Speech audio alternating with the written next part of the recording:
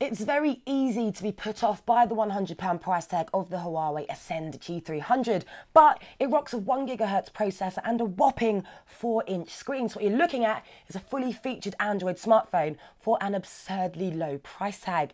Now it's gingerbread flavoured, but Huawei says an ice cream sandwich update is due this summer. It's also chucked in a no-thrills overlay, so you can launch apps from the omnidirectional lock screen. There's a customisable launch bar and 5 customisable home pages, as well as a bunch of extra apps like a music player and an e-reader app.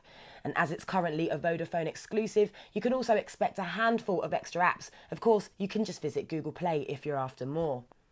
Other no-frills additions include connection toggles in the pull-down menu, the option to rearrange apps and head back to the home screen from the apps menu, multitasking triggered by a long press on the home button, and a Windows option in the browser which throws up a list of your open tabs rather than give graphical thumbnails. So overall, there isn't much deviation from the Android experience, and it's easy to navigate, which always helps. Now onto the 4-inch Gorilla Glass screen. With its 480 by 800 pixel resolution, which isn't exactly sharp next to the key smartphone players, but it's good enough so text, icons and photographs look good. You might want to zoom in on some text for a more comfortable read though. The screen does tend to be unresponsive at times, but not enough to stifle your overall experience. The touch-sensitive buttons are pretty responsive though, but will sometimes need an extra tap to respond.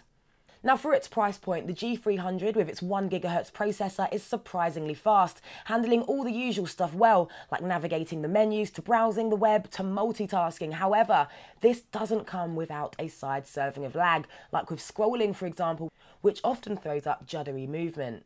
Given its limitations, graphic-intensive games, websites and applications aren't going to be its forte, and if that's the kind of smartphone experience you're after, the G300 is not for you. Now it's pretty chunky at 10.5mm thick, but its plastic casing feels solid and weighty, and while it's not drop-dead gorgeous, it's good looking enough to prevent public embarrassment. Now around the back you'll find a 5-megapixel camera, and for the price you can expect pretty decent snaps, and it's nice and quick.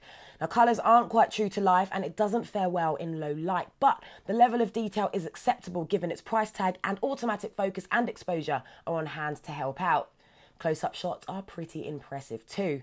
Now standard def video is a bit on the ropey side as the exposure is constantly adjusting to its surroundings, and video can look a tad distorted which can ruin footage, and audio isn't great either. So it turns out a cheap price tag doesn't mean compromises in build, usability and features. There's also 32GB of microSD storage to be had as well. So if you're on a tight budget but you want a decent smartphone, the G300 certainly won't disappoint, offering brilliant bang for your buck. To put that into perspective, you'll be hard pushed to find a better smartphone in this price range.